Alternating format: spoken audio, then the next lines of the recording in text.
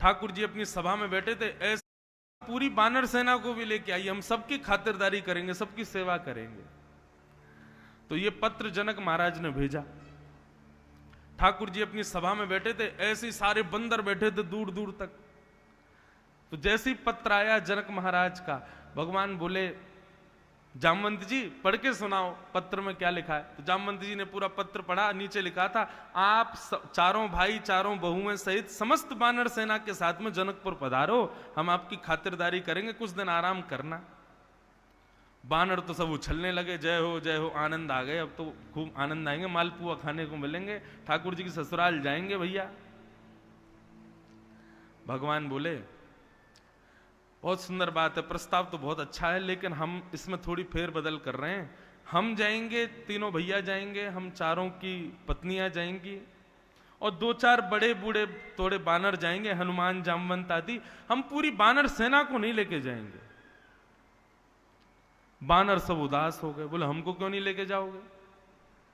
ठाकुर जी बोले भैया ससुराल की बात है, ससुराल में नाक देखनी पड़ती है, थोड़ी अदब से जाना पड़ता है। ये तुम सब बानर एक दूसरे के छीन झपट के खा जाते हो, कहीं भी बैठ जाते हो, कहीं भी चढ़ जाते हो, कोई भी भोजन, बानर का स्वभाव है प्रेम से तो नहीं खाएगा, छीन के ही खाएगा।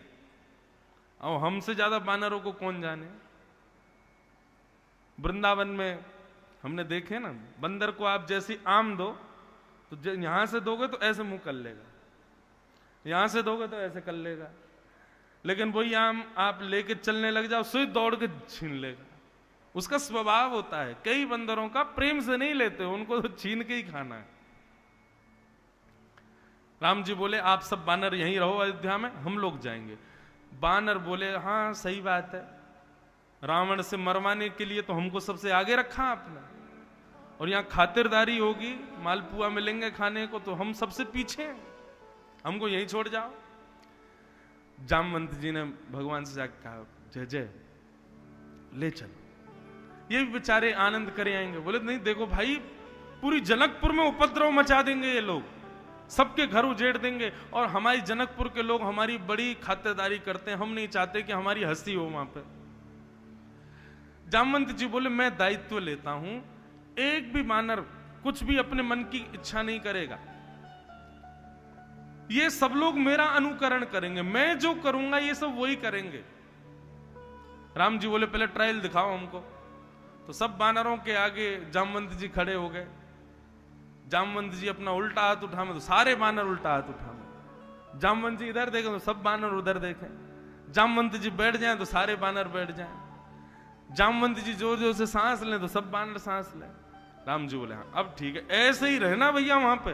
बोले बिल्कुल ऐसे ही रहेंगे, लेकिन आप हमको ले चलो। ठाकुर जी ठीक है करो तैयारी, सबको ले चलो। अब महाराज बानर बिल्कुल बढ़िया, सबने कुर्ता बनवाए अपने छोटे छोटे कुर्ता, और सब बानर चल रहे हैं एक लाइन में, बिल्कुल इतने शिष्टाचार, जैसे 26 जनवरी को परेड होती, 26 वहां पे क्या कहते हैं इंडिया गेट पे, तो सारे हमारे जवान जैसे एक साथ पैर आगे पीछे करके चलते हैं, ऐसे सब बानर चल रहे हैं।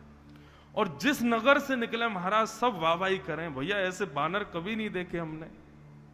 जामवंत जी आगे चल रहे हैं, जामवंत जी इधर देखें तो सब बानर इधर देखें, जामवंत जी नीचे देखें सब बानर नीचे देखें, जामवंत जी बैठ जाएं तो सब बैठे, जामवंत जी को प्यास लगे तभी सब पानी पीवें।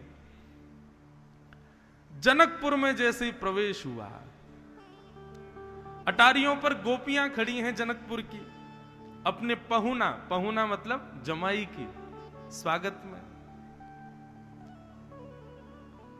आहा, महाराज बानरों को देख करके ऐसी हंसी करें सब, बोले ओहो कितने प्यारे प्यारे बानर, अरे इनके रूप तो देखो, इनके वस्त्र तो देखो, इनकी चाल तो देखो। और भैया साधारण नहीं है, लंका पर विजय प्राप्त करके आए ये सारे बानर। बड़ी प्रशंसा होने लगी। अब महाराज जनकपुर में सभागृह था लंबा चौड़ा, उसमें मंच पर पाटे लगाए गए, एक जगह राम जी, भरत, लक्ष्मण, शत्रुघ्न, जनक जी महाराज और सब विशिष्ट जन ऊपर बैठे, और नीचे पंगत लगाई गई बानरों की, और बानरों के आगे भी पाटे लगाए गए। पहली बार पाटे पर बैठ के पाएंगे सब बानर, लेकिन सब बानरों की दृष्टि केवल जामवंत जी पे है कि वो क्या कर रहे हैं। थाली लगाई गई, आमरस परोसा गया, पूड़ी परोसी, दाल परोसी गई, सब्जी परोसी गई, महाराज खजूर दिए, जामुन दिए, आदि आदि सब सामग्री दे रहे हैं, लेकिन बानर देख ही नहीं रहे, सब जामवंत जी को देख रहे हैं, वो क्या कर रहे हैं। जनक जी बोले, राम जी आपकी सेना की तो मन करता आरती उतार ले, देखो कितने शिष्टाचारी बानर आपके सब सब कृपा है आपकी। राम जी को दुख दुख भी हो रही है भीतर से, असलियत तो हमको पता चल क्या रहा है। अब राम जी भी निश्चिंत थे, बोले जामवंत जी हैं सब संभाल लेंगे। अब जैसे ही प्रारंभ हुआ प्रसाद का, जामवंत जी ने सबसे पहले खीर खाई। जैसे ही खीर ली, सब बानरों ने खीर ही उठाई और सब एक संग खीर पी रहे हैं। पूड़ी का कवल तोड़ा, सब बानर एक संग तोड़ रहे हैं। कौन सी सब्जी से खा रहे हैं बानर, वो भी देख रहे हैं, वही सब्जी खानी है। बहुत आनंद हो रहा था सबको। भरत लक्ष्मण शत्रुघ्न तीनों बड़े हंस रहे थे, बोले वाह देख बहुत बढ़िया लग रहा है। इतने में ही महाराज फलों का नंबर आया, तो आम साबुत रखे थे। जामवंत जी ने आम उठाया, गोल गोल घुमा के देखा, जोर से जैसी दबाया सोई उसकी गुठली उछल गई ऊपर। अब जैसे ही गुठली उछली तो बानर बोले गुठली उछालनी है, सब ने भींचने शुरू किए अपने आम, बोले गुठली ही निकलनी चाहिए। अब जैसे ही सबकी गुठली उछली तो जामवंत जी ने जैसी दबाया तो गुठली उछली। जामवंत जी बोले इंद्रजीत की ताकत नहीं इन हाथों से निकल के भाग जाए, कुंभकर्ण रावण की भी ताकत नहीं मेरे हाथों से, ये छोटी सी गुठली निकल गई यहां से। और जैसे ही गुठली पकड़ने को जामवंत जी कूदे, बानर बोले आक्रमण, खुली छूट मिल गई महाराज, कूदो सबरे। अब तो महाराज यहां से वहां कूदे, कोई खीर उछाल रहा है, कोई कड़ी उछाल रहा है, कोई सब्जी उछाल रहे हैं। दो चार तो जनक जी की थाली में से ही लेके भाग गए। राम जी नीचे नजर करके बैठे, बोले कि इसी का ही भय था मुझको, वो ही हो गया।